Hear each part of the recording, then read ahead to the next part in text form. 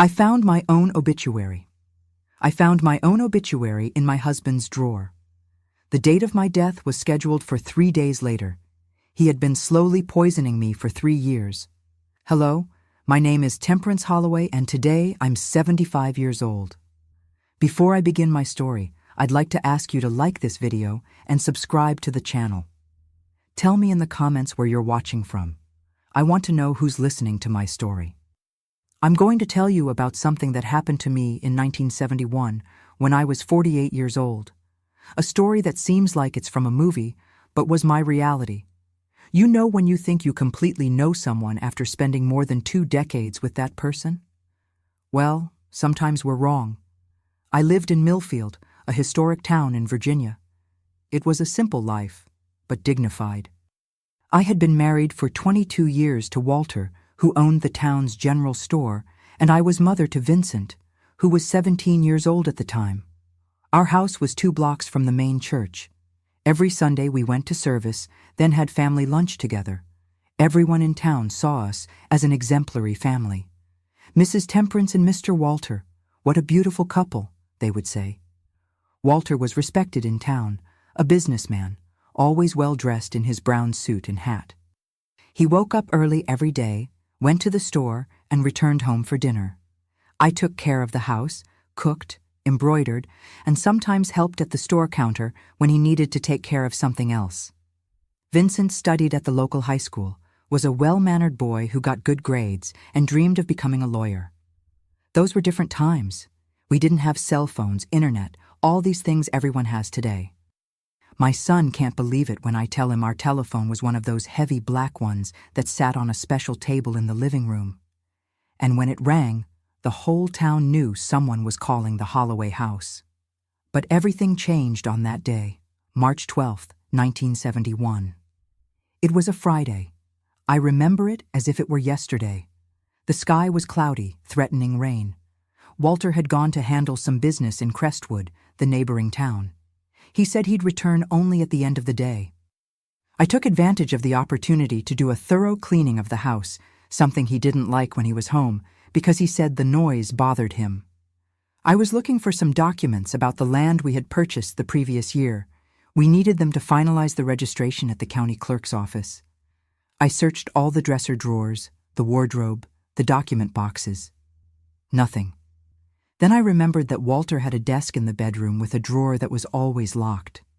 He kept the key on top of the wardrobe in a porcelain pot that had belonged to his mother. I got a chair, climbed up, and reached for the pot.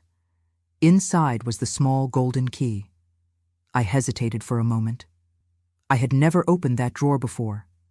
Walter said he kept important store documents there, things that weren't my business. Back then, we respected that kind of thing.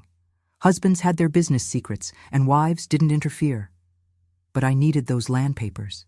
So I put the key in the lock and turned it. The drawer opened with a creak.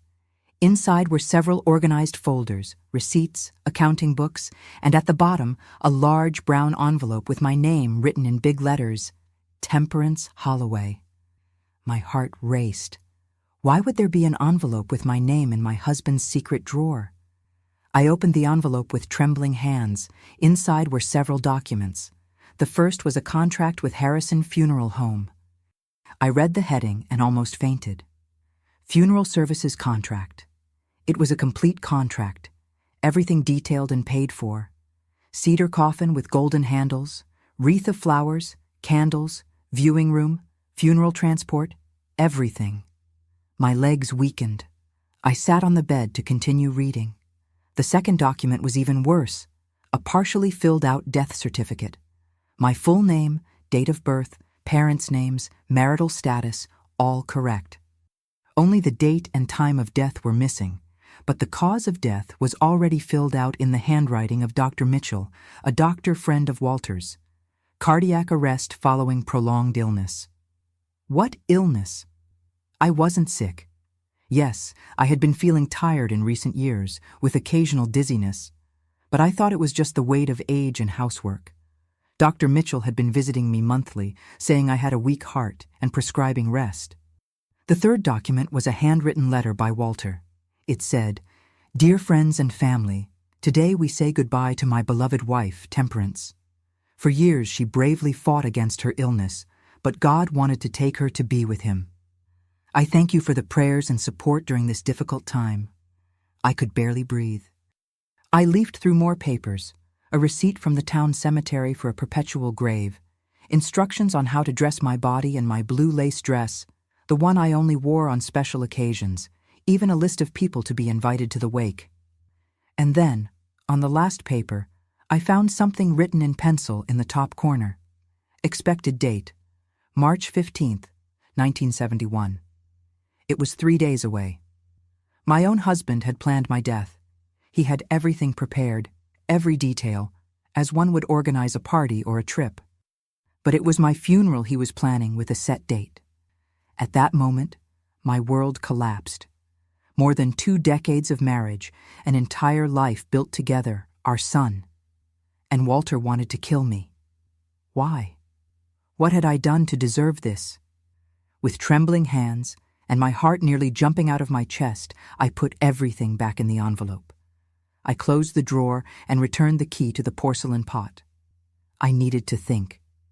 I couldn't let Walter notice that I had discovered his plan. For the past 3 years, every night before bed, Walter would bring me a tea. He said it was chamomile with lemon balm from our backyard to help me sleep. He was always attentive. "Drink this, Temperance. It will do you good. You need to rest." And I, foolish woman, would thank him for his kindness. I drank it all down to the last drop. After the tea, I always felt strange, too drowsy, sometimes confused. In the morning, I would wake up with a heavy head, dry mouth. I thought it was just fatigue, perhaps age catching up with me. Now it all made sense. He had been poisoning me slowly. That night, when Walter returned, I pretended nothing had happened. We had dinner as a family, as always. Vincent talked about school. Walter spoke about his business in Crestwood. I smiled, participated in the conversation, but inside I was shattered. I looked at that man in front of me, the father of my son, my companion of so many years, and I didn't recognize him anymore. Who was this stranger planning my death? After dinner, as usual, Walter went to the living room to listen to the radio. It was the news program he never missed. Vincent went to his room to study. I stayed in the kitchen washing the dishes, thinking about what to do. I knew I needed help, but who would believe me? The respected shopkeeper Walter, wanting to kill his own wife? It seemed crazy. Later, Walter appeared in the kitchen with a steaming cup. "Your tea, Temperance," he smiled. That same smile as always now seemed sinister to me. I took the cup, thanked him. He stood there, watching me. "Aren't you going to drink it?" he asked. I brought the cup to my lips, pretending to drink. "It's too hot," I said. "I'll wait for it to cool down a bit." He nodded, satisfied, and went back to the living room. As soon as he left, I poured the tea down the sink. I needed to know what was in that drink. I saved a little in an empty medicine bottle. That night, I didn't sleep. I lay there, eyes closed, pretending to sleep. Walter snored beside me. How could he sleep so peacefully, knowing what he planned to do? With each snore, I felt more anger, more fear, more determination. I wasn't going to die. I wasn't going to let him win. The next morning, Saturday, I told Walter I was going to visit my sister Constance. He didn't like me visiting her. He said she was a gossip, that she put ideas in my head. But that morning, he didn't protest. Perhaps he thought, let her go. In 3 days she'll be dead anyway. Constance lived on the other side of town. I told her everything, showing her the bottle with the tea. At first, she didn't believe me. "Walter, it can't be. He's always been so good to you." She insisted that I must be confusing things, that perhaps the documents were just a precaution, that businessmen are forward-thinking. "Precaution with a set date, Constance? 3 days from now? And this tea he gives me every night? Why does he watch me until I drink it all?" She finally began to consider the possibility. Her husband, my brother-in-law John, was a truck driver and was away on a trip. We decided to go to Mr. Anderson's pharmacy, an elderly gentleman who knew everyone in town. Mr. Anderson greeted us with his usual kind smile. He was a short man with thick glasses and thin white hair. His white apron always impeccable. I explained that my dog had drunk something strange and was very drowsy. I showed him the liquid in the small bottle. Could he analyze it? The old pharmacist smelled it, then put a drop on a glass slide and observed it against the light. He did some tests with reagents. "Where did your dog drink this, Mrs. Holloway?" His tone was serious. I hesitated. Then I decided to tell part of the truth. "It's a tea I found at home." He looked at me over his glasses. "This isn't just tea. There's phenobarbital here, a lot of phenobarbital. It's a medicine for epilepsy, but in such a high dose like this, it could kill a person over time. It weakens the heart, causes mental confusion. You didn't give this to your dog, did you?" I shook my head. "No, Mr. Anderson. I don't have a dog." He understood. He didn't ask any more questions, just said quietly, "Be careful, Mrs. Holloway. Very careful." I left the pharmacy determined. I needed more evidence. I remembered that in the drawer there was also the funeral home contract. Harrison Funeral Home was near the main church. It was closed. It was Saturday afternoon, but I knew the owner, Mr. Jerome. He lived in the back. I knocked on the back door. Mr. Jerome answered, surprised to see me. "Mrs. Holloway, is there a problem?" I explained that I needed to verify some information about a contract. He hesitated. He didn't usually work on weekends, but he ended up inviting me in. In the small office behind the funeral home, surrounded by empty coffins leaning against the walls, a vision that gave me chills. I asked to see the contracts in the name of Walter Holloway. Mr. Jerome furrowed his brow, but went to the file cabinet and pulled out a thick folder, very thick. "What exactly do you want to know, Mrs. Holloway? How many funeral contracts has my husband made?" He leafed through the papers. "Well, Mr. Holloway has been coming every year since 1965, always in March. He makes the contract, pays everything in advance, chooses the coffin, the flowers, all top quality. Then, in April, he comes and cancels. He loses the deposit but says that, thank God, he didn't need the service. It's a bit strange, but a customer is a customer, right? Some people are superstitious." My blood ran cold. Every year since 1965, always in March. That's right, 6 years in a row, it's almost become a tradition. He gave an awkward little laugh. "This year he hasn't come to cancel yet, but we're still in March, aren't we? The current contract is for..." He looked in the folder. March 15th, Monday. 6 years. He had been planning my death for 6 years, paying and canceling. Why this macabre cycle? What happened between March and April that made him change his mind? I thanked Mr. Jerome and left, my head spinning with this new information. Constance was waiting for me in the square. I told her what I discovered. She was pale. "We need to go to the police, Temperance." But I knew it wasn't that simple. Who was I in town? Just Walter's wife. And who was he? A respected merchant who employed people, who sold on credit to those in need, who contributed to the church festival. My word against his. "No, Constance, we need more evidence. We need to discover why he's doing this. There's something we don't know." On Sunday, Walter said he needed to go to Richmond to buy merchandise for the store. It was strange. He never went to buy merchandise on a Sunday. He usually sent the delivery boy during the week. "Can I go with you?" I asked, feigning innocence. "It's been a long time since I've been to the city." He became nervous. "No, Temperance. It's a business trip. It'll be tiring. I'll spend the whole day running after suppliers. It's not a pleasure trip." I insisted a bit, then pretended to give up. "All right, I'll take the opportunity to visit Constance." Then he seemed relieved. "Yes, go see your sister. I'll be back tonight." As soon as he left in the car, a blue Chevrolet that was his pride, I called Constance. My brother-in-law John had returned from his trip. We asked him to take us to Richmond in his truck. "We're going to follow Walter," I explained. John thought the idea was crazy, but Constance insisted. My sister is in danger, John. We followed the road to Richmond. John knew a faster route, so we managed to arrive before Walter.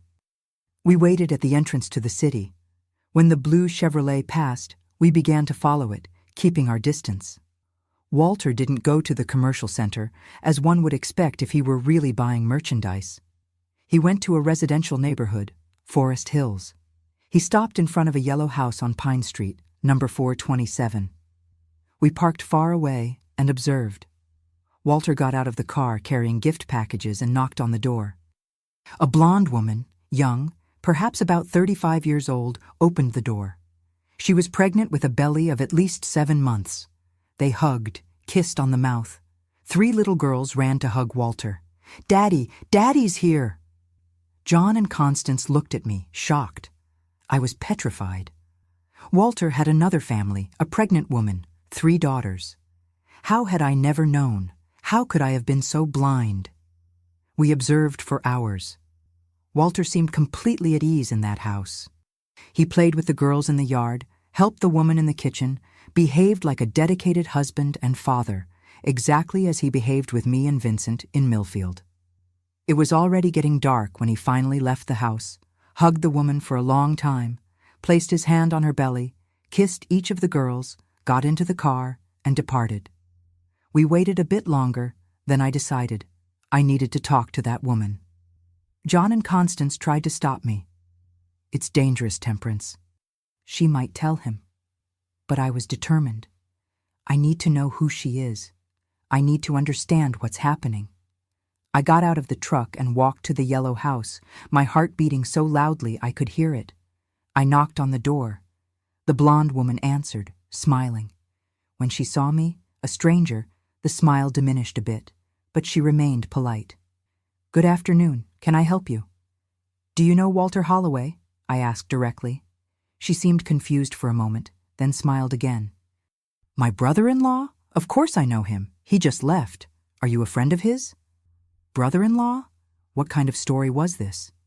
"I'm Temperance," I said, "Walter's wife." The color drained from her face. She held her belly as if protecting the baby. "Wife? No, you're mistaken. Walter is a widower. His wife, Catherine, died years ago." "Catherine? What, Catherine?" "No, I am Walter's wife, married for 22 years. We have a 17-year-old son, Vincent." She shook her head in disbelief. "No, no. Walter is my husband's brother, Anthony, who died 7 years ago. Walter has been taking care of us since then. We're a family." It was then that everything started to make sense. The March to April cycle, the funeral contracts, the slow poisoning. He was living a double life. And to have this other family, he needed to get rid of me. I properly introduced myself. Madeline, that was her name, invited me in. The girls were sleeping. In the living room, there were photos of her with a man I had never seen, presumably this Anthony, and also photos with Walter, all smiling, like a happy family. Madeline told her story. Her husband, Anthony, died in an accident in 1964. Walter, as a good brother, took on the responsibility of caring for her and the daughters. At first, it was just financial support, but over time, they fell in love. They had been together since 1965. The 3 girls called him Dad. The baby she was expecting was his. She thought that one day they would get married, but Walter said he needed to take care of his sick sister in Millfield. "He always says he'll marry me when his sister dies. She has a weak heart. She won't last long," he says. The annual cycle finally made sense. Every time Madeline got pregnant, Walter prepared for my death, but when a girl was born, he canceled the plan. Why? What was he waiting for? Among his belongings at Madeline's house, we found letters from Walter's mother, Mrs. Beatrice, a known folk healer who died in 1969. She wrote about a condition for Walter to be able to exchange families. He would need to have a male child first. If he killed his wife before that, he would be cursed forever. Walter apparently took his mother's superstitions very seriously. We already had a son, Vincent. But with Madeline, he only had daughters, Christine, Mary, and Amy. Now Madeline was pregnant again, and he believed this time It would be a boy. That's why the set date, March 15th, 1971. He was sure that this time he would have his male child with Madeline, and I could finally die. I also discovered that Walter had embezzled more than $40,000 from the store over the years. He had forged my signature to sell 3 plots of land we owned. He bought the house for Madeline, paid for private school for the girls, supported 2 families, and to complete his plan, he had taken out a life insurance policy in my name worth $50,000, a fortune at the time. Money he would receive when I died of natural causes, the cardiac arrest following prolonged illness that Dr. Mitchell would certify. Madeline cried a lot when she understood the truth. She too had been deceived all these years. She wasn't Anthony's widow. In fact, this Anthony didn't even exist. She was the lover of a married man who planned to kill his wife. We returned to Millfield that night. I had all the evidence I needed. Now I knew what to do. On Monday, March 15th, the day marked for my death, I went to the sheriff's office. Sheriff Finnegan was a serious man with a thick mustache and a suspicious look. He listened to my story attentively, examined the documents I had brought, the obituary, the funeral contract, the bottle with the poisoned tea. "It's a very serious accusation, Mrs. Holloway. Mr. Holloway is a respected man in town." "I know, Sheriff Finnegan. That's why I brought all this evidence. And I have one more thing to tell you." I explained about Madeline, the house in Richmond, the 3 daughters, the baby on the way. The sheriff scratched his mustache thoughtfully. "If what you're saying is true, this man is a monster, but we need to catch him in the act." We developed a plan. I would return home normally. At night, I would pretend to drink the poisoned tea and fall ill. Dr. Mitchell would come, as arranged with Walter, to declare my death. Police officers would be hidden in the house to catch both of them in the act. Our housekeeper, Mercedes, agreed to help. She had always been suspicious of Walter. "He has snake eyes," she would say. Mercedes would be the witness, the person who would call Dr. Mitchell when I fell ill. That day was the longest of my life. Every minute seemed like an hour. Walter was nervous, restless, left early for the store, returned for lunch, which he barely touched. Then he left again. He returned at the end of the day with a package, a new dress for me. "For you to look even more beautiful," he said with a smile that now seemed macabre to me. In the afternoon, through the window, I saw Walter digging in the backyard. He was burying something. Later, we discovered it was a can with $20,000 in cash, his emergency reserve for when I died. He also said goodbye in a strange way to our son. "Vincent, always be a good man. Honor the family name." He hugged the boy for a long time, as if it were the last time. Vincent was confused. His father had never been one to show much affection. At night, after dinner, came the moment of the tea. Mercedes was in the kitchen witnessing everything. I saw when Walter put 3 pills in the tea, much more than normal. He wanted to make sure that this time I wouldn't wake up. "Your tea, Temperance. Drink it while it's hot." I took the cup, looked at that liquid that was supposed to kill me. 6 years he had waited for this moment. 6 years planning my death, living a double life, betraying me, slowly poisoning me. I brought the cup to my lips and pretended to drink. "It's good, Walter." "Thank you." He smiled, satisfied. "Go lie down. You look tired." I went to the bedroom, lay on the bed fully dressed. We began the staging. Mercedes rushed into the room after a few minutes. "Mr. Holloway, Mrs. Holloway is very ill." Walter came quickly. I pretended to have convulsions, to foam at the mouth, toothpaste mixed with water. He tried to show concern, but I saw the gleam in his eyes. It was working. "Mercedes, call Dr. Mitchell. Quick." The doctor was already on alert. He arrived in less than 15 minutes. He looked at me superficially, without really examining me. He announced in a solemn voice, "I'm sorry, Walter. She's gone. Her heart finally gave out." Walter hugged the doctor, pretending to cry. "She suffered so much, doctor. Maybe it's better this way." Dr. Mitchell took the death certificate from his bag. It already had my name on it. He filled in the date and time. March 15th, 1971, 7:35 p.m., cause of death, cardiac arrest following prolonged illness. That's when Sheriff Finnegan entered the room, followed by 2 officers. "Freeze! Police!" The expression of shock on Walter's and Dr. Mitchell's faces was worth every second of those 3 years of suffering. I got up from the bed, alive and strong. How is this possible?" Walter stammered. "The tea? I didn't drink your poison, Walter. Not this time. And I know everything. Madeline, the girls, the life insurance, the embezzlement from the store, everything." The 2 were taken away in handcuffs. Walter still tried to deny everything, to say that I was crazy, that I had imagined it all, but the evidence was irrefutable. The poisoned tea, the fraudulent death certificate, the funeral contracts, the embezzlement of money, the forgery of my signature in the sale of the land. And so began my new life, a life I didn't expect to have.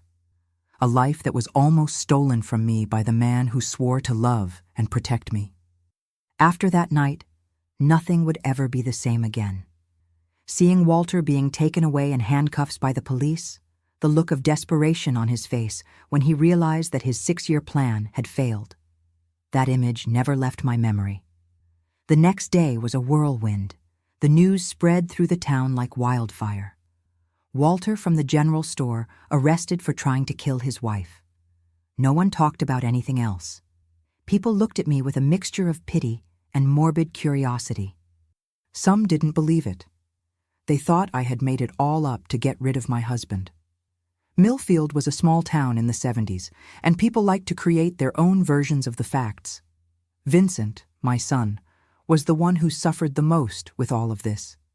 He was 17 in his last year of high school, dreaming of law school. Suddenly, he discovered that his father, whom he admired and respected, was a monster who planned to kill his own mother. And worse, that he had another family, other daughters. I remember my boy sitting on the porch, staring into nothingness, his eyes red from crying so much. "Why, Mom? Why did he do this to us?" I had no answers. I could only hug him and assure him that we would be okay somehow. The 2 of us against the world, if necessary. The trial began 3 months later, in June 1971. It was an event in town. The courthouse was on the central square, an old colonial-style building with high windows and a wooden floor that creaked with every step. The room was packed. It seemed that all of Millfield wanted to see the outcome of that story that seemed more like a radio drama. I was sitting in the first row, dressed in a simple navy blue suit, hair pulled back in a bun. I wanted to look dignified, strong. I wouldn't give anyone the pleasure of seeing me defeated. Beside me was Vincent, in a suit and tie, looking older than his 17 years. My sister Constance and her husband John were right behind us, offering support. On the other side of the room was the defense. Walter had hired Mr. Owens, the most expensive lawyer in the region. The store had been closed since the arrest, but apparently my husband still had hidden resources. Walter was sitting next to the lawyer, wearing an impeccable gray suit. He was thinner, with deep circles under his eyes, but still maintained that posture of a respectable man. Judge Mr. Paul Hamilton was known for his severity, a tall, thin man with gray hair and small glasses. When he entered, everyone stood up. I felt a knot in my stomach. That man would decide our future. The prosecutor, Mr. Harrison, presented the charges: attempted qualified homicide, embezzlement, forgery. For Dr. Mitchell, the charges were complicity and forgery. The doctor was sitting further away, head down, looking 10 years older. His wife didn't attend. The first witness was Sheriff Finnegan, who reported how he found the evidence and organized the sting operation. Then it was the turn of Mr. Jerome from the funeral home, confirming the 6 years of funeral contracts in my name, always paid in March and canceled in April. When the pharmacist, Mr. Anderson, testified about the phenobarbital found in the tea, there was a murmur in the audience. He explained in technical terms how that dose could cause cardiac arrest after prolonged use. Mercedes, our housekeeper, told how she saw Walter put the pills in the tea on that fateful night. 3 pills, she said. He crushed them well and mixed them in. Then he stood there, watching Mrs. Holloway drink with a strange smile on his face. The most tense moment was when Madeline entered to testify. She had given birth to a girl in May. Walter never had the male child he so eagerly awaited. She was thin, haggard, with deep circles under her eyes. People whispered, pointed. "It's her, the mistress." Madeline told her story with dignity. How she met Walter in 1964, shortly after becoming a widow. A lie of his, we discovered later.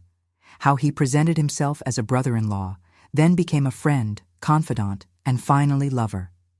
How he supported the house, the daughters, promising a future together when his sick sister died. He told me he could only marry me when he had a male child. It was a promise he made to his mother before she died. And his sister, who I now know was his wife, had to die of natural causes, otherwise there would be a curse. The revelation about Walter's superstition caused nervous laughter in the audience. The judge called for silence. I looked at that woman and couldn't hate her. She too had been deceived, manipulated. She too was a victim of that man's cruelty. When it was my turn to testify, I felt the weight of all eyes. I told everything. The obituary found in the drawer, the poisoned tea, the investigation with my sister, the discovery of the other family in Richmond. I spoke about the years of dizziness, mental confusion, weakness, symptoms of the slow poisoning I had been suffering. "Why did your husband want to get rid of you, Mrs. Holloway?" the prosecutor asked. "To be with the other family, with the life insurance money, with the assets we had together. He embezzled more than $40,000 from the store over the years, forged my signature to sell land. He needed my life insurance to cover the holes he had made." The defense lawyer, Mr. Owens, tried to discredit me during cross-examination. He insinuated that I had mental problems, that I had made it all up out of jealousy. "Do you have proof of this alleged poisoning, beyond this single tea that you claim to have saved? Medical exams? Witnesses who saw you fall ill over the years?" "I have Mercedes' testimony, who saw him put the pills in the tea. I have the pharmacist's reports confirming the presence of phenobarbital. I have the funeral contracts, the fraudulent death certificate, and I have Dr. Mitchell, who confirmed my death without properly examining me." Mr. Owens changed strategy, trying to paint Walter as a responsible businessman concerned about the future of his family. "Your husband wasn't just being prudent. Many men take out life insurance. They plan funerals in advance. They plan for when they die, sir, not for when they kill their wives." There was a murmur of approval in the audience. The judge banged his gavel, calling for order. When Walter was finally called to testify, I could barely look at him. For 22 years, I had shared a bed with that man. I trusted him, believed his words, and all that time he was slowly killing me while supporting another family. Walter denied everything at first. He said I was confused, that I had misinterpreted the documents, that the tea was really to help me sleep. He said Madeline was just an acquaintance he helped out of charity. But when confronted with all the evidence, the embezzlement from the store, the forgeries, the sting operation with Dr. Mitchell, his story began to crumble. The prosecutor showed Walter's mother's letters, Mrs. Beatrice, where she talked about the condition for changing families.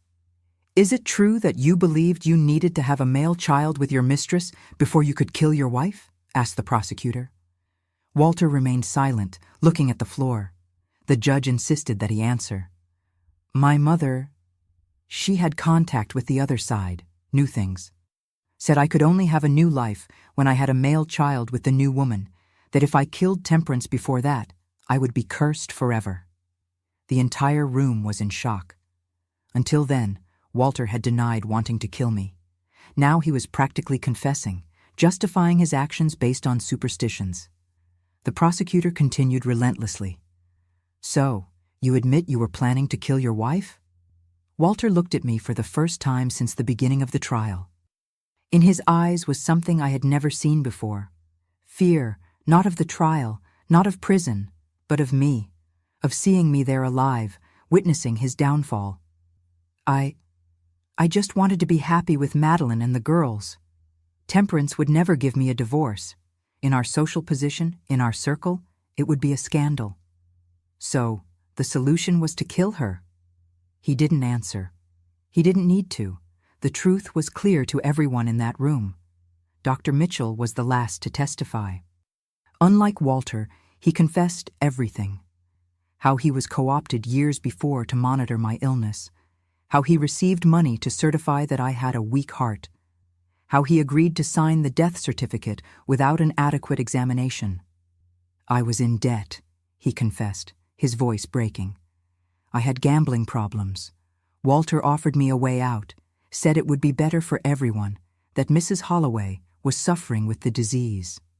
What disease, Dr. Mitchell? Asked the judge. Did Mrs. Holloway really have any heart condition? No, Your Honor. She was being poisoned. I knew that, and still agreed to participate. After 3 weeks of trial, the verdict was announced. The courtroom was even more crowded than on the first day. I sat upright, hands crossed on my lap, trying to maintain composure. Vincent held my hand, his sweaty palms showing his nervousness. Judge Paul Hamilton adjusted his glasses and read the sentence. Walter Holloway, for the crimes of attempted qualified homicide, embezzlement, and forgery, this court sentences you to 15 years in prison. There was a commotion in the room. Some applauded, others protested. Walter remained impassive, as if he already expected this result. Dr. Mitchell Owens, for the crimes of complicity and attempted homicide and forgery, this court sentences you to 8 years in prison. The doctor lowered his head in defeat. His wife, who had finally come to witness the verdict, cried silently in the last row. When the judge banged his gavel, I felt an immense relief. It wasn't joy. How could I feel joy seeing the father of my son, the man I once loved, being taken to prison? It was relief for having survived, for having discovered the truth in time, for having saved my own life. As I left the courthouse, I was approached by several reporters. The case had gained notoriety beyond Millfield, appearing in newspapers from Richmond and even from Washington, D.C. "Wife escapes macabre plan," the headline said. I didn't give interviews. I just wanted to go home with my son and start rebuilding our lives. At the trial, we discovered even more sordid details. Madeline's 3 daughters were really Walter's. She had never been married to this Anthony, who didn't even exist. Walter met her in 1964, just a year after our marriage, when she worked as a salesgirl in a store in Richmond. She got pregnant, and he invented the whole story of the widowed brother-in-law to justify his presence and financial support. His mother's superstition was the element that ironically saved me. Without this absurd belief, Walter would probably have killed me much earlier, without waiting years for the birth of a male child that never came. Madeline gave birth to her 4th daughter in May 1971, while Walter was already in jail. Another girl.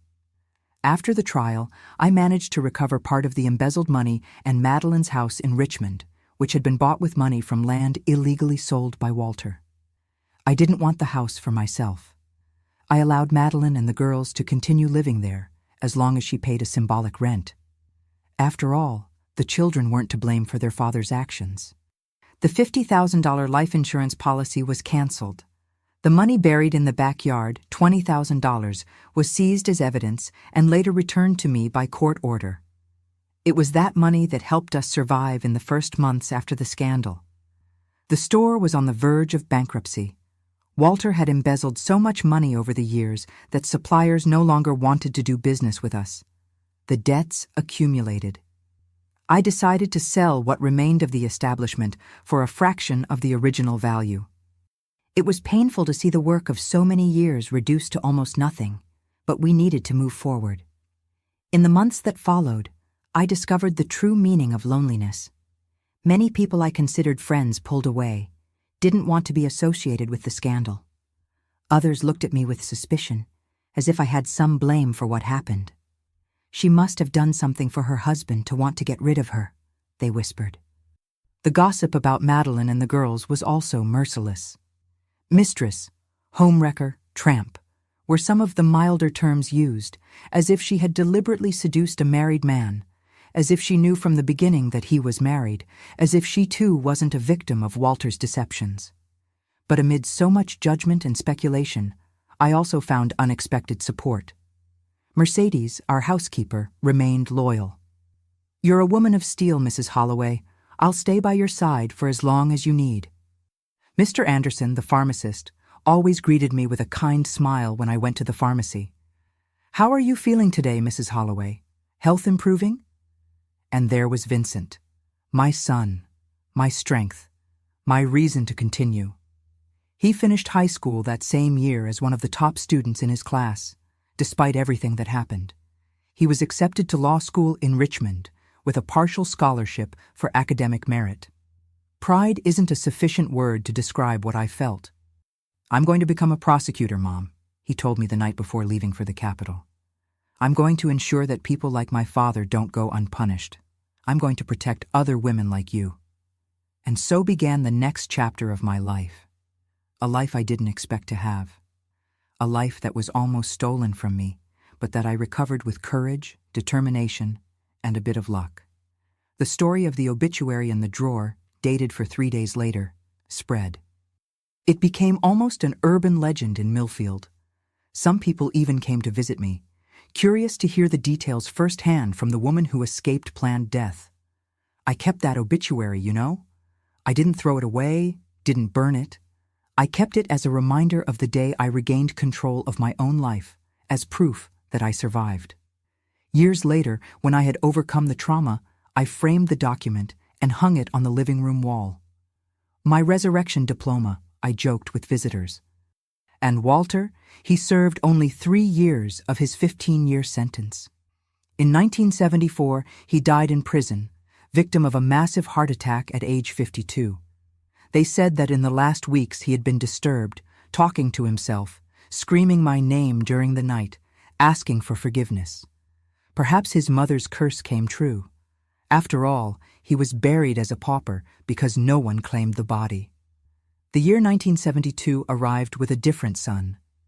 I wasn't the same temperance as before, looking out the window of the house I still called mine.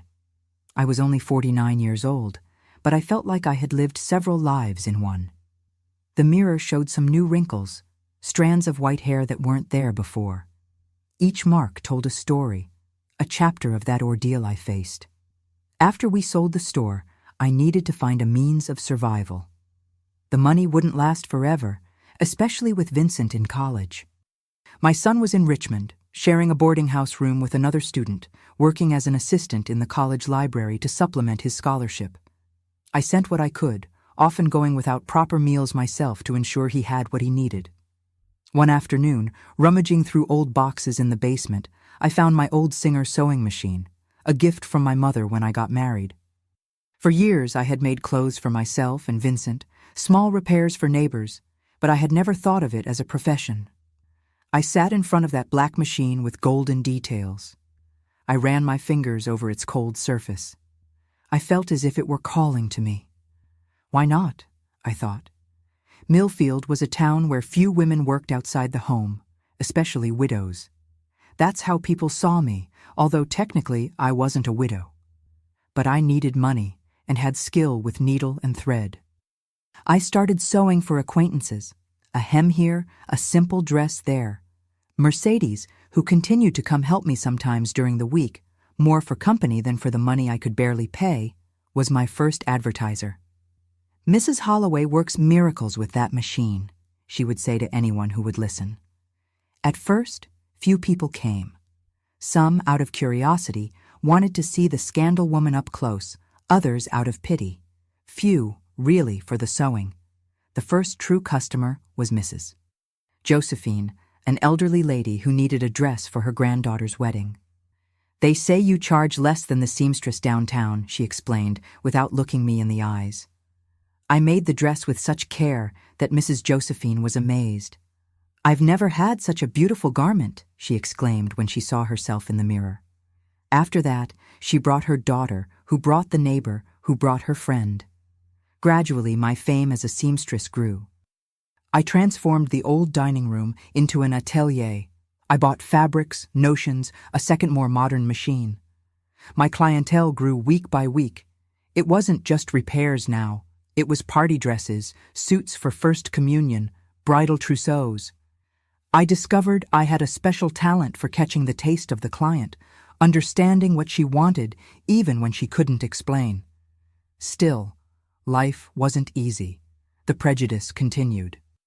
There were houses where I wasn't welcome, families who preferred to pay more at the downtown seamstress than to have clothes made by me.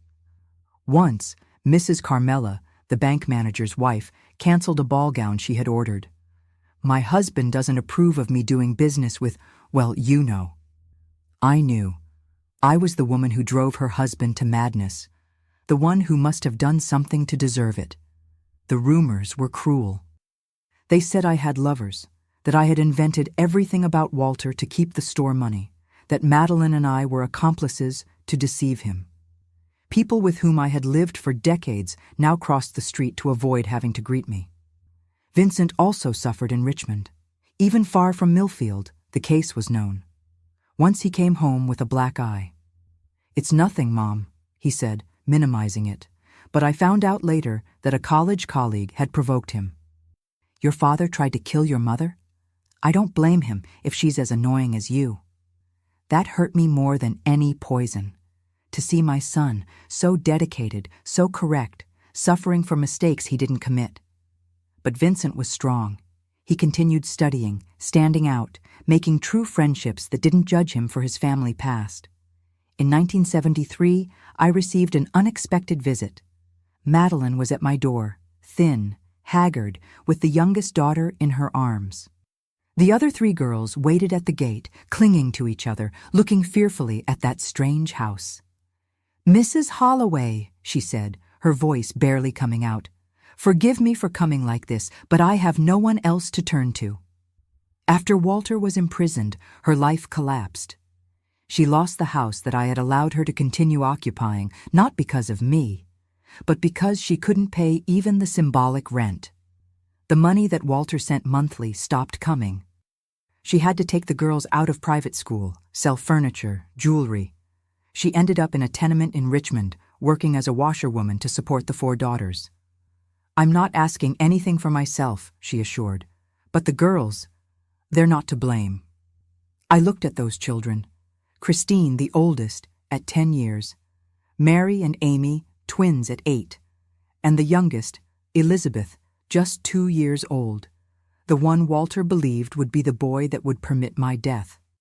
They had their father's eyes, the same dimple in the chin that Vincent had. They were my son's sisters, after all.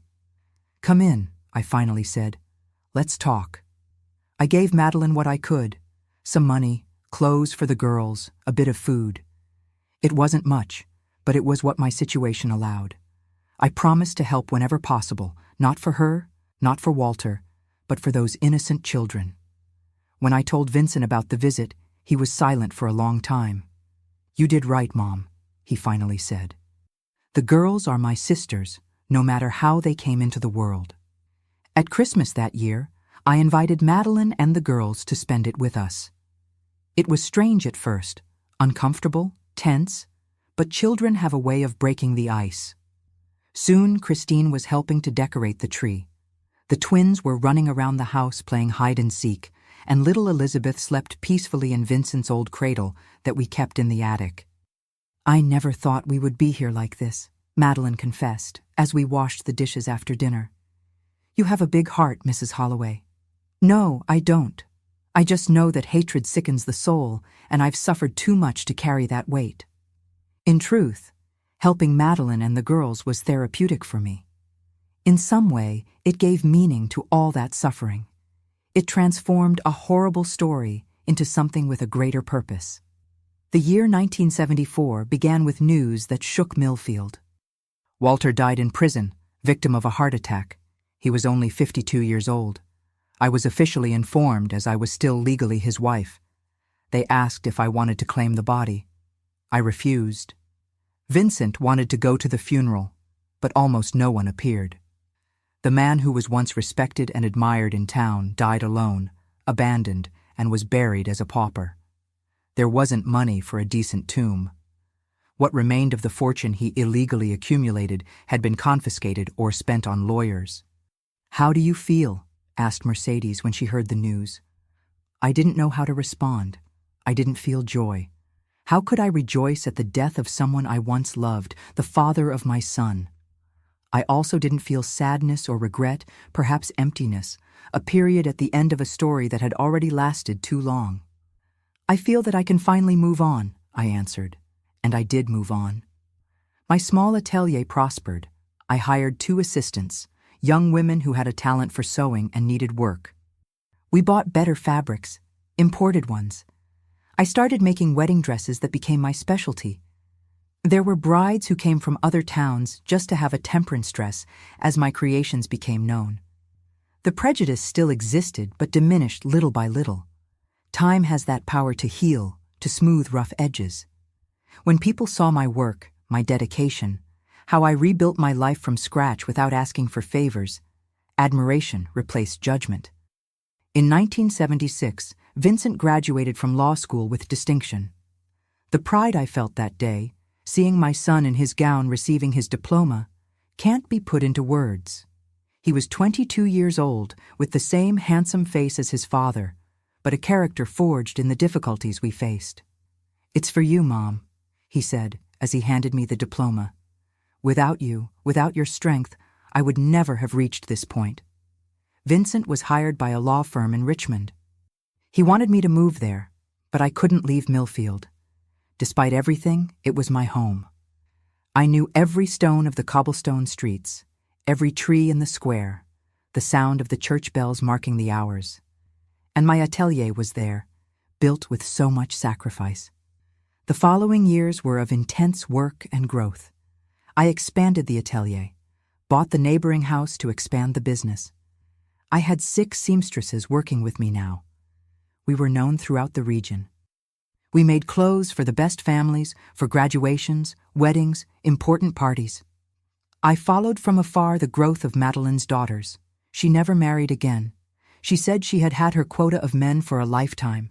She worked as a secretary at a school in Richmond, a modest but dignified position. The girls grew up beautiful and intelligent. Christine, the oldest, became a teacher. The twins followed different careers, one a nurse, the other a bank clerk. Elizabeth, the youngest, went to study fine arts. Vincent maintained contact with his half-sisters. It wasn't a close relationship. There was a lot of complicated history between them, but he cared, helped when necessary. He was a good man, my son. In 1979, I received an invitation to participate in a state fashion contest. I had never thought of myself as a designer, just as a seamstress, but I sent some pieces. To my surprise, I won 3rd place in the festive attire category. It was an honor, a recognition that I never expected. The reporter who interviewed me after the award was fascinated by my story. "You've overcome so many difficulties," she commented. "What's the secret?" "There is no secret," I replied. "Just keep moving forward, one day at a time. The world doesn't stop just because our heart is broken. We have to continue." The article was published in a Richmond newspaper with the title "From the Ashes to Success, The Incredible Story of Temperance Holloway." It was the first time they saw me beyond the scandal, no longer as the woman whose husband tried to kill her, but as the designer who overcame tragedy. The beginning of the 80s brought a new phase to my life. I was almost 60 years old. The atelier was established with a loyal clientele. I could have retired, lived quietly on the income, but work was my therapy, my way of expressing creativity, of feeling useful. It was during this time that I met Nathaniel. He was a widower, owner of a small grocery store near the church. A quiet man, of few words, always gentle. He started appearing at the atelier with small repairs, a loose button, an undone hem. Later he began bringing chocolates, fresh fruits from his small farm on the outskirts of town. "For you and the ladies," he would say shyly, without looking me in the eyes. "You work so hard, you need energy." I didn't immediately perceive his intentions. I was so accustomed to living alone, to being independent, that the idea of a new relationship didn't even cross my mind. It was Mercedes who opened my eyes. "Mr. Nathaniel has his eye on you, Mrs. Holloway. Only the blind can't see it." I resisted at first. The ghost of Walter still hung over me. How to trust again? How to know if I wouldn't be deceived again? But Nathaniel was different, transparent as clean water, without secrets, without hidden agendas. In 1982, at 59 years old, I accepted his marriage proposal. It was a simple ceremony at the main church, just family and close friends.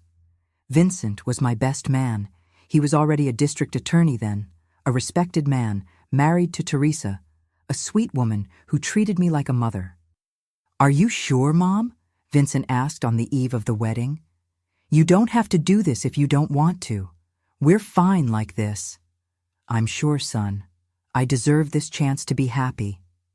And I was happy, genuinely happy, during the 13 years I lived with Nathaniel. He was the opposite of Walter. Simple, honest, without grand ambitions. Every night we had tea on the porch, talking about the day. On weekends, we went to his farm, where he grew orange trees and raised chickens. I learned to appreciate this quiet life, this mature love, without jolts.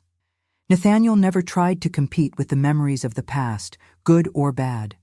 He accepted that Walter was part of my history, that Vincent was a constant reminder of that first marriage. "What's past is past," he would say. "We're here now together, and that's what matters." I continued with my atelier, although at a slower pace. Nathaniel sometimes helped me. He learned to cut fabric, to organize orders. On nights when I stayed up late working on an urgent wedding dress, he would sit beside me, reading the newspaper, keeping me company. In 1995, Nathaniel died peacefully in his sleep at 78 years old. It was a different pain than what I felt with Walter. Not the shock of betrayal, the anger of injustice, but the deep sadness of losing a true companion. I cried a lot, but they were tears of gratitude for the years we spent together, not of regret or bitterness. I was lucky, I told Vincent during the wake. I knew the worst and the best that a marriage can be. And so, at 72 years old, I was a widow again, but this time I wasn't alone. I had my son, my daughter-in-law, my 3 adored grandchildren, Paul, Mark, and Julie. I had my atelier, my seamstress friends, the respect of the community.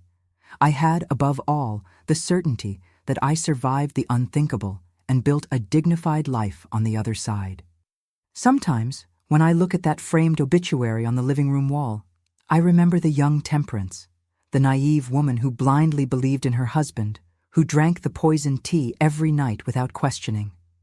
I hardly recognize her anymore. It's as if she were another person from another life. This experience transformed me, made me stronger, more cautious, but also more compassionate. It taught me that we can't control what others do to us, only how we react to what happens to us. They say that old age arrives gently, like a discreet visitor who occupies space in the house without making a fuss. For me, each wrinkle in the mirror tells a different story. Each white strand represents a lesson learned. When I lost Nathaniel in 1995, I thought my life had reached another period. I was 72 years old, an age when many people are already tired of living. But I discovered that there were still many chapters to be written. The first months after Nathaniel's departure were foggy. The house we shared for 13 years seemed too big, too quiet. The side of the bed where he slept remained tidy, as if he might return at any moment. I found myself preparing coffee for 2, setting aside the newspaper he liked to read in the morning. It was Vincent who suggested I move to Richmond. "Come live with us, Mom. The house is big. The kids would love to have their grandmother nearby." My son was already a 41-year-old man, a respected prosecutor, a family man. Paul, the oldest of my grandchildren, was 15 years old, Mark, 13, and Julie, the little one, only 8. I resisted at first. Millfield was my refuge, my safe harbor. Every stone of that colonial town held a piece of my history. The sewing atelier, though reduced in recent years, was still my space of creation. How could I abandon all this? but loneliness is a treacherous companion in old age. I began to notice small lapses in memory, greater fatigue when climbing the stairs at home, the fear of getting sick and having no one nearby. Mercedes, my faithful companion of so many years, had moved to live with her daughter in Washington, D.C. The old atelier assistants had followed their own paths, opening their own businesses. In 1996, I finally made the decision. I sold the house in Millfield, donated the sewing machines to a local vocational school, kept only the most special fabrics and some precious mementos. Among them, the framed obituary, my resurrection diploma, as I used to joke. The move to Richmond was less traumatic than I imagined. Vincent and Teresa's house was spacious, in a tree-lined neighborhood. I got a room on the ground floor with a view of the garden, decorated with a care that moved me. Teresa had put my photographs on the walls, my favorite books on the shelf, even a small sewing dummy in the corner, for when inspiration strikes, Mrs. Holloway. Living with my grandchildren brought a new energy to my life. Paul, serious and studious like his father, always asked me to tell stories from my youth. Mark, more playful, taught me to play video games. Imagine that, a lady over 70 pressing buttons on a television. And Julie, Julie, that girl was pure light. She spent hours watching me sew, wanting to learn all the stitches, enchanted with every colorful scrap. "Grandma, tell me again how you escaped from the evil grandpa," Julie would sometimes ask. That's how she referred to Walter, the evil grandpa, as opposed to Nathaniel, the good grandpa she barely knew. Vincent didn't like me talking about this subject with the children, but I believed that the truth, even painful, was better than silence. Of course, I adapted the story for children's ears, transforming it almost into a fairy tale where the princess saves herself. "Your grandfather wasn't evil, Julie," I would explain. "He was a sick man who made terrible choices. But without him, your father wouldn't exist, and without your father, you wouldn't be here. So, even in bad things, we can find blessings." In 1998, I received a visit that caught me by surprise. Elizabeth, Madeline's youngest daughter, knocked on our door one Sunday afternoon. She was 27 years old, a beautiful young woman with dark hair and lively eyes, Walter's eyes. She had graduated in fine arts and came to invite us to her first painting exhibition. Aunt Tempe, she called me that, although technically I was something like a stepmother. "I really wanted you to come. Your stories have always inspired me." The exhibition took place in a small gallery in downtown Richmond. The theme was rebirth, a series of paintings that portrayed women in moments of transformation. The most impactful for me was a large canvas in shades of blue and gold, showing an older woman emerging from turbulent waters with an ancient paper in her hand, clearly a reference to my obituary. "This painting is called Temperance," Elizabeth explained to the guests. "It's a tribute to the woman who could have been just a victim but chose to be a survivor. A woman who, even having all the reasons to hate, chose compassion, including toward me and my sisters, who were daughters of my father's other family." I couldn't hold back the tears. I had never thought that my story could inspire art, that my suffering transformed into strength could touch other people in this way. Madeline was also there, now a 62-year-old lady, gray hair, face marked by time. We hugged for a long time, without words. What words could express the unlikely journey that connected us? In the early 2000s, when I was already over 80 years old, I discovered a new passion: storytelling. It began on an ordinary afternoon when the community center near Vincent's house organized an event for the elderly in the neighborhood. They called it Afternoon of Memories. Each person should share a memorable life experience. When it was my turn, I told about the day I found my own obituary. I spoke without drama, without self-pity, just relating the facts as they happened. When I finished, the room was in absolute silence. A lady approached me afterward, squeezed my hands between hers. "Mrs. Holloway, you gave me courage today. If you survived that, I can survive what I'm going through." Soon I was invited to other events, schools, women's groups, even a lecture at the college where Paul, my oldest grandson, was studying psychology. My theme was always the same: resilience. How to survive when life tries to bury you. How to transform betrayal into a new beginning. How to forgive without forgetting. In 2005, at 82 years old, I participated in a documentary about domestic violence. The director was a young filmmaker who heard my story during one of these lectures. "Your experience needs to be recorded, Mrs. Holloway. It can help many women who are going through similar situations today." I confess I was apprehensive. One thing was to speak to small groups. Another was to expose my life to a larger audience. What if people from Millfield saw it? The few who still remembered the scandal, who perhaps preferred that story to remain buried. "Mom," said Vincent when I shared my doubts, "you survived an attempted murder. Do you really think you wouldn't survive a few malicious comments? Besides, who cares what they think? Your story could save lives." The documentary Obituary won awards at smaller festivals. It was shown in schools, community centers, police stations specialized in serving women. I received letters and emails. Yes, I learned to use a computer at 80 years old, thanks to the patience of my grandchildren. From women who identified with parts of my story, women who were trapped in abusive relationships and found the courage to leave. Women who survived and now sought to rebuild their lives, as I did. In 2008, a scare. I was diagnosed with breast cancer. At 85 years old, many would have given up fighting. "At my age, is it worth going through surgery, chemotherapy?" I asked the doctor. He smiled, a gentle smile that reminded me of Nathaniel. "Mrs. Holloway, you survived a husband who tried to kill you for years. Do you really think you're going to surrender to a few rebellious cells?" I faced the treatment with the same determination that I faced all the challenges in my life. It was difficult, painful. There were days when I wanted to give up, but I looked at the framed obituary now hanging on the wall of my room and thought, "I've already beaten death once, I'll beat it again." And I did. Against all expectations, the cancer went into remission. "You have an extraordinary life force," commented the oncologist during a follow-up consultation. "I'd like to know what your secret is."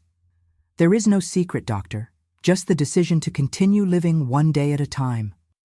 In 2012, I turned 90 years old.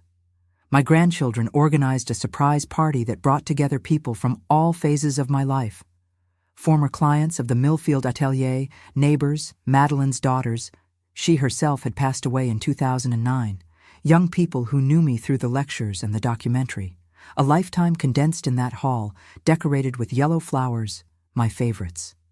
Paul, now a respected psychologist, gave a moving speech. My grandmother taught us that surviving isn't just continuing to breathe. It's transforming pain into wisdom, fear into courage, betrayal into a new beginning. It's looking back without resentment and forward without fear. At that moment, looking at all those smiling faces, I felt immense gratitude for the life I had. It wasn't the life I had planned. It certainly wasn't the life I dreamed of when I married at 26 years old to Walter. It was much more difficult, but also much richer in experiences, in growth, in meaning. The following years brought the natural limitations of advanced age. I started using a cane, then a walker. My hearing got weaker. I needed a hearing aid. My eyesight no longer allowed me to sew, although my fingers still missed the touch of fabrics, the movement of the needle. But my mind remained lucid, memories intact. I continued telling my story whenever I could, now mainly to my great-grandchildren who were starting to arrive. They looked at me with those wide eyes of amazement when I told them about the obituary in the drawer, about the poisoned tea, about how I transformed an improvised sewing atelier into a prosperous business. "Grandma Temperance is a superhero," declared Peter, Paul's son, at 6 years old, after hearing a simplified version of my saga. I laughed a lot at that. A superhero with white hair, deep wrinkles, and trembling hands. What would that power be? perhaps the true superpower, the ability to fall and get up, to be broken and still remain whole, to face the worst that life can offer and still find reasons to smile, to create, to love. In 2020, when the pandemic isolated the world, I found myself confined at home like everyone else. At 97 years old, I was considered a very high-risk group. It was a difficult period of amplified loneliness, of constant fear, but also of unexpected connections. Julie, my granddaughter who inherited my love for sewing, began to record our conversations, to document my stories. "I'm doing this so that your great-grandchildren and great-great-grandchildren know your story, Grandma," she explained, "so that they know where they came from." It was during these recorded conversations that I revisited almost forgotten details of my journey. The superstition of Mrs. Beatrice, Walter's mother, which ironically saved me. He could only exchange families after having a male child, and with Madeline, he only had girls. Dr. Mitchell, the accomplished doctor, who died in prison in 1979, repentant to his last breath. Mercedes, my faithful housekeeper, who testified against Walter, even knowing she would be rejected by many families in town after that. "You know what impresses me most about your story, Grandma?" asked Julie during one of these sessions. "It's not just that you survived, but how you chose to live afterward. How you helped Madeline and the girls. How you rebuilt your life through sewing. How you found love again with Grandpa Nathaniel." I smiled, touched by my granddaughter's sensitive observation. "Life is made of choices, my dear. I could have chosen hatred, bitterness, isolation. Many would have understood, even approved. But what kind of victory would that be? Walter would have managed to kill me in another way, killing my ability to trust, to love, to find beauty even after horror. Today, at 75 years old, I look back and see a life that was worth living, not for the moments of pain, which were many, but for the strength I found to overcome them, for the wonderful son I raised, for the grandchildren who fill me with pride, for the great-grandchildren who are beginning their own journey in a world so different from the one in which I grew up. The obituary remains on the wall of my living room, yellowed by time and framed in a simple wooden frame. New visitors always ask about it, intrigued by this unusual decorative object. "It's my trophy," I explain, smiling. "My proof that we can rewrite our destiny, even when others try to write it for us." Sometimes I wonder what Walter would think if he knew I'm here, more than 50 years after that night when he believed he would finally get rid of me. That I not only survived, but flourished. That I transformed each scar into learning, each fall into an impulse to rise stronger.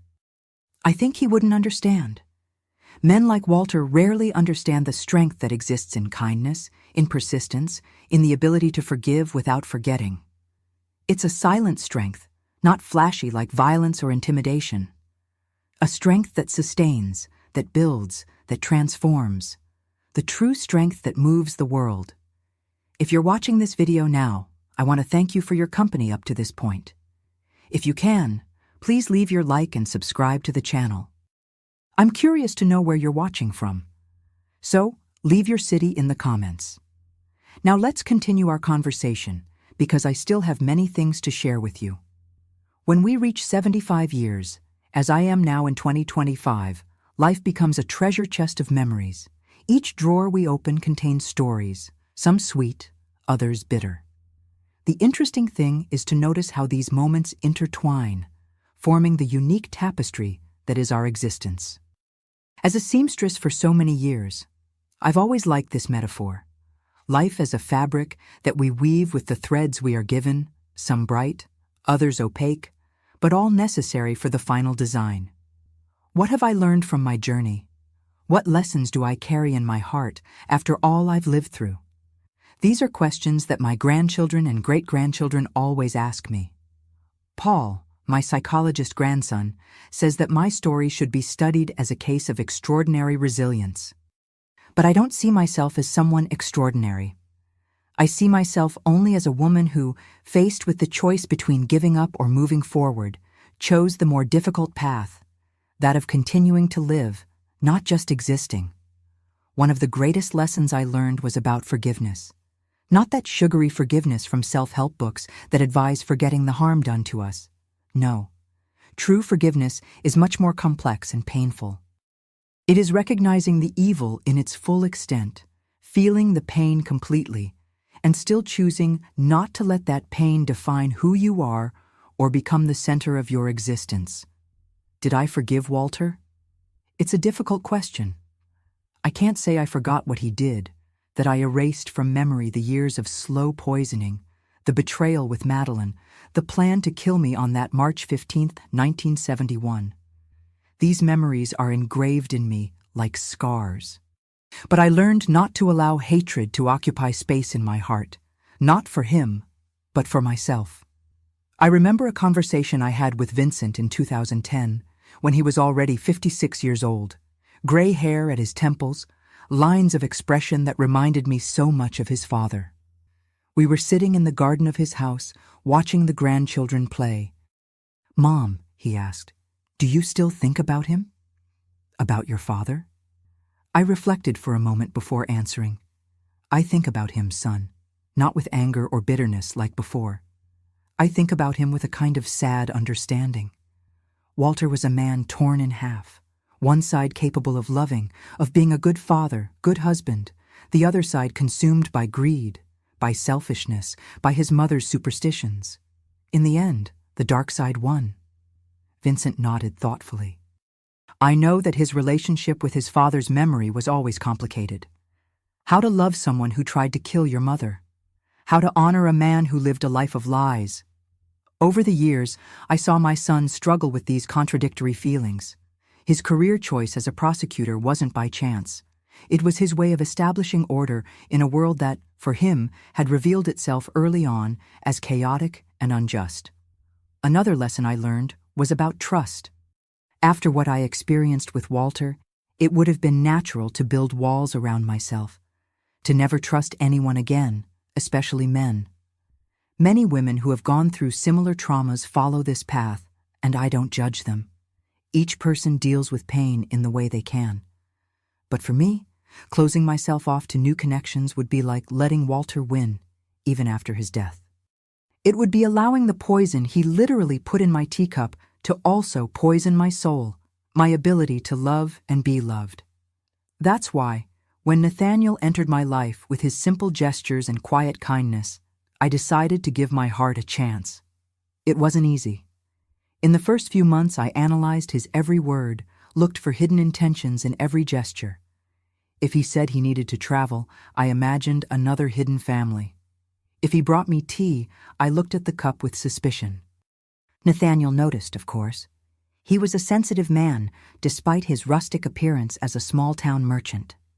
One night, after seeing me hesitate before the tea he had prepared, he sat down beside me and took my hands in his.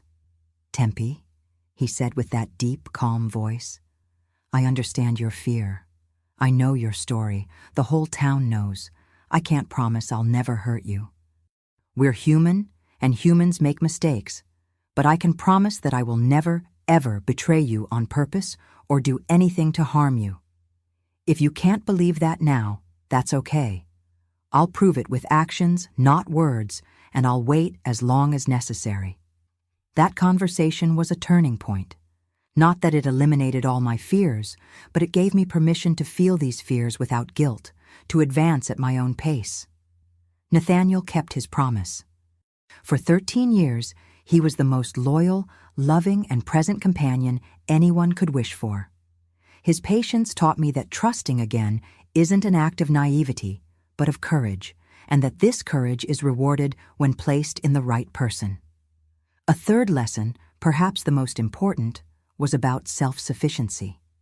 When I found myself alone at 48, with a son to raise, without a formal profession, without experience in the job market, despair knocked at my door. What would become of me? How would we survive? In the early 70s, in a small town in Virginia, the options for a separated woman, or almost widow, as they saw me, were limited. That's when my old Singer sewing machine transformed into much more than an object. It became my lifeline. Each stitch, each hem, Each pattern was a step toward independence. I discovered I had talent, that I could transform fabrics into dreams, that my hands could create beauty, even when my heart was broken. The sewing atelier wasn't just a means of financial survival, but also emotional. There, among fabric scraps and pins, between dress fittings and conversations with clients, I rediscovered my worth as a person, as a woman, as a creator. I learned that I didn't need validation from a man, husband, father, brother, to fully exist in the world. This self-sufficiency gave me the freedom to choose to be with Nathaniel years later. Not out of necessity, not out of fear of loneliness, but out of genuine love. The difference is fundamental. I chose to be with him because I wanted to, not because I needed to. And that choice made all the difference in the quality of our relationship. Over the decades, I've seen many changes in society. When I was young, a separated woman was practically a social pariah. Divorce was only legalized in the United States in the 1970s, years after my personal drama. Women had few professional options, little financial independence, little voice. Today, I see my granddaughters and great-granddaughters with opportunities I never dreamed of having. Julie, my granddaughter who inherited my love for sewing, didn't limit herself to learning from her grandmother. She graduated in fashion design, opened her own atelier, has clients across the country. Marina, my 14-year-old great-granddaughter, already talks about becoming an aerospace engineer. And the most beautiful thing is that nobody finds this strange or impossible. It doesn't mean that all problems have been solved. Violence against women, which I experienced in its most extreme form, still exists, still destroys lives. But today, there are more awareness, more resources, more support networks. When I see reports about women's shelters, safe houses, laws like the Violence Against Women Act, I think about how my story could have been different if these resources had existed in 1971. Another precious lesson was about the importance of female friendships. Mercedes, my housekeeper who became a friend and confidant, was fundamental in the darkest moments. Constance, my sister, stood by my side in the investigation that saved my life. The seamstresses who worked with me at the atelier formed a support network without which I would have collapsed many times. Men like Walter count on the silence of victims, witnesses, society. Breaking this silence, sharing experiences, supporting other women in similar situations, is an act of resistance and healing. That's why, when I was invited to participate in that documentary in 2005, even at 82 years old and with all the insecurities of age, I accepted. That's why I continue telling my story, even if it's sometimes painful to relive certain moments, because I know that somewhere a woman might be listening and finding the courage she needs to leave an abusive situation, to start over, to believe that there is life, and good life, after trauma. The relationship with Madeline's daughters was another important chapter in my learning journey. At first, I admit, it was difficult to look at those girls without seeing Walter's betrayal stamped on their faces, especially because Christine, the oldest, was the spitting image of her father, the same eye shape, the same dimpled chin. But they weren't to blame. They were victims just as much as I was, perhaps more so, because they were defenseless children in the midst of that turmoil. When Madeline knocked on my door in 1973, desperate and without resources to feed her daughters, I had to make a decision. Would I let resentment speak louder, or would I extend a hand to those in need?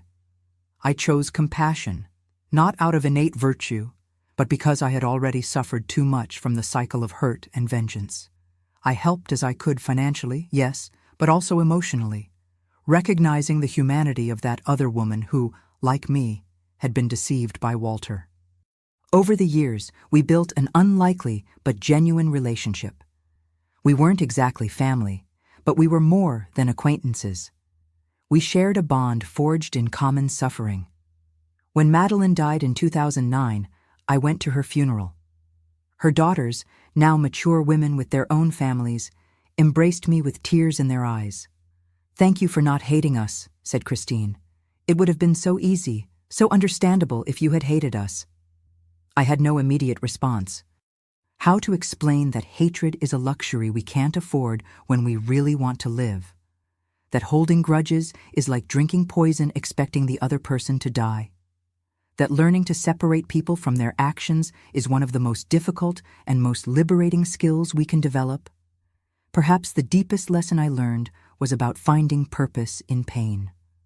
I don't believe we suffer to learn lessons. That would be a very cruel view of the world. But I do believe we can extract meaning even from the most terrible experiences, transforming them into something that benefits not only ourselves, but also others. For me, this purpose came in many forms. Through the sewing atelier that not only supported me financially, but also brought beauty and creativity to my life. Through raising my son, who grew to be an upright and just man, very different from his father. Through the lectures and the documentary that allowed my story to inspire other people. And perhaps most importantly, through the daily decision to live fully, with joy and gratitude, despite what I experienced, or perhaps because of it. Today, sitting on Vincent's porch, watching the trees we planted together years ago, I feel a peace I never imagined possible during the nights of anguish after discovering the obituary in the drawer. It's not a naive peace that ignores the evil existing in the world. It's a mature peace that recognizes darkness but chooses to focus on light. When children or teenagers come to interview me for school projects about resilience or oral history, they always ask, "Mrs. Holloway, do you have any regrets?" I reflect deeply before answering. Regret is a complex emotion. Do I regret not noticing the signs earlier? The years lost with Walter? Not being more cautious, more suspicious? My only regret, I finally answer, is not realizing my own worth earlier. I spent years believing that my role was to be a wife and mother, that my identity was tied to a man, that my dreams were secondary. The tragedy I experienced forced me to awaken, to recognize my strength, my capacity. But how many women live their entire lives without this awakening? That's my only regret, having almost needed to die to really start living. The framed obituary on the wall is more than a curiosity, more than small talk for visitors. It's a daily reminder that our end is always lurking, but also that we can cheat fate, rewrite our story, be reborn from the ashes like the phoenix of ancient legends. Life is short, even when long, and mine, at 75 years, has far exceeded what Walter planned for me. Each day is a gift, each dawn a silent victory. I don't live in fear of death. I've already faced it head on. I've already read my own obituary. When death comes, whether in months or years, it will just be the period at the end of a story that was worth telling. And if there's a message I'd like to leave for those watching this video, it's this. No matter how dark the night seems, the sun will rise. No matter how deep the well into which you've fallen, there's always a path to the surface. No matter how many times they've tried to extinguish your light, you carry within you the divine spark that no one can extinguish without your permission. As says that phrase I embroidered and hung in my room next to the obituary. Died naive, reborn wise. I hope my story helps someone somewhere find the courage for their own rebirth, because in the end, that's the true revenge against those who try to destroy us, to live and live well against all expectations. Thank you for listening to me until this point. If this story touched your heart, leave your comment, like the video, subscribe to the channel, and share it with someone who might need to hear that there is always hope, even in the most desperate situations. A warm hug from this 75-year-old grandmother, who is very proud to be able to tell her story to you today.